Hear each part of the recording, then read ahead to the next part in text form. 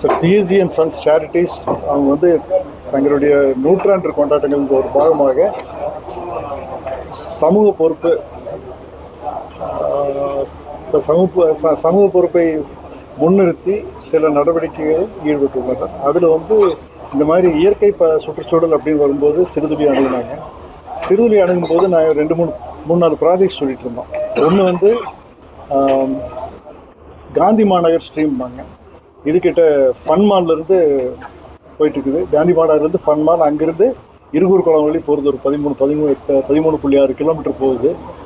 அதை எடுத்து ரெடி பண்ணலாம், அட்லீஸ்ட் அப் டு பிஎஸ்ஜி வள்ளிமாதிரி பண்ணலாம் அப்படின்னு சொல்லிட்டு அது ஃபஸ்ட்டு ஒரு 3.6 கிலோமீட்டர் சுத்தம் பண்ணி சைட்டில் இருக்கக்கூடிய பண்ட்ஸ் எல்லாம் ஸ்ட்ரெங்தன் பண்ணிவிட்டு க்ளீன் பண்ணி வச்சுருக்கிறோம். அடுத்தது இந்த 1.3 கிலோமீட்டர்ஸ் ஃபன்மால் ரோடு கம்ப்ளீட்டாக ஃபென்சிங் பண்ணப்போம். ஃபென்சிங் பண்ணிவிட்டு அந்த பக்கம் லேண்ட்ஸ்கேப்பிங், அதாவது மரங்கள்லாம் நட்டு கம்ப்ளீட்டாக வெட்டிவேர்லாம் வச்சு, அதாவது அது போக சுவேஜ் ட்ரீட்மெண்ட்டும் பண்ண போகிறோம். ஸோ ஒரு ஹைப்ரிட் ட்ரீட்மெண்ட் மாதிரி வெட்டிவேர் ப்ளஸ் ஒரு நேச்சர் பேஸ்ட் என்சைம்ஸ் வச்சு நாங்கள் பண்ண போகிறோம். அதுக்கு இன்னும் செலெக்ஷன் ப்ராசஸ் நடந்துகிட்டு இருக்குது. அதுக்கு அடுத்தது பார்த்தீங்கன்னா இதில் மெயின் பிரச்சனை வந்து திடக்கழிவு. நிறைய குப்பை போடுறாங்க. அந்த மேலே காந்தி மாநகர்லேருந்து எடுத்திங்கன்னா இது வரலையும் வர்றதுக்குள்ளேயே ஏகப்பட்ட குப்பை வந்து சேர்ந்தது. பிளாஸ்டிக் பாட்டில்ஸ் இதெல்லாம் நிறைய வருதுங்க. இதுக்கு என்ன பண்ணுறதுன்னு தெரியல. அதுக்கு நாங்கள் முடிஞ்ச அளவுக்கு இது பண்ணுறோம். மறுபடியும் அந்த பக்கம் ஃபென்சிங் பண்ணுவோம்.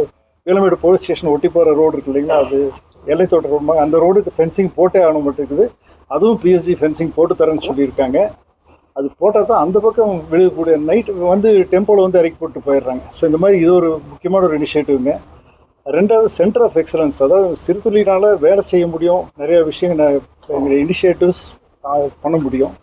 இருந்தாலும் அதுக்கு உண்டான டெக்னிக்கல் கைடன்ஸ் வேணும். சயின்டிஃபிக்கல் வேல்யூவேஷன் என்ன வேலை பண்ணுறோம். இப்போ நாங்கள் நிறைய பேர் சொல்கிறோம், அவங்க வந்து வேலை செய்கிறாங்க, என்சைம்ஸ் நேச்சர் பேஸ்ட் சொல்யூஷன்ஸ் எல்லாம் பண்ணுறாங்க. அது எந்த அளவுக்கு பண்ணுங்க, சென்டர் ஆஃப் எக்ஸலன்ஸ் இங்கே ஒன்று ஆரம்பிக்கிறாங்க. ஸோ இந்த ரெண்டு ப்ளஸ் இன்னொரு கிட்டத்தட்ட ஒரு 7,000-8,000 மரம் நடுறதுக்கு இன்னொரு ப்ராப்பர்ட்டியில் ரெடி பண்ணியிருக்கோம்.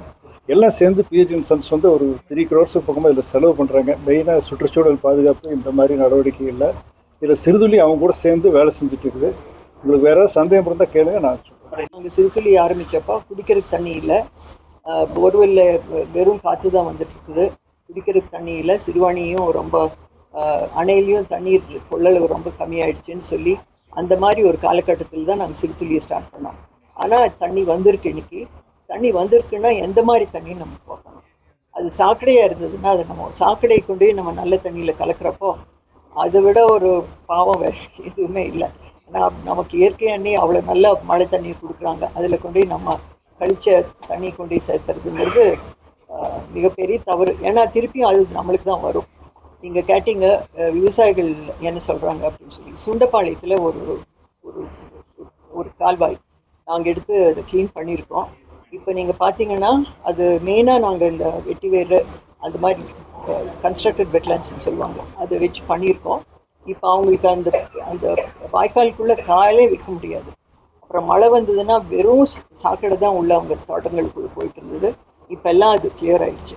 ஸோ நாங்கள் எங்கே போனாலும் முதல்ல அங்கே இருக்கக்கூடிய ஸ்டேக் ஹோல்டர்ஸை வச்சு அவங்க கூட பேசி, அதுவும் முக்கியமாக நாங்கள் விவசாயிகளோடு நாங்கள் பேசி அவங்க கூட கலந்தாய்வு பண்ணிட்டு தான் நாங்கள் எந்த செயலியுமே இறங்குறோம், கோரிக்கை வச்சுருக்கோம்.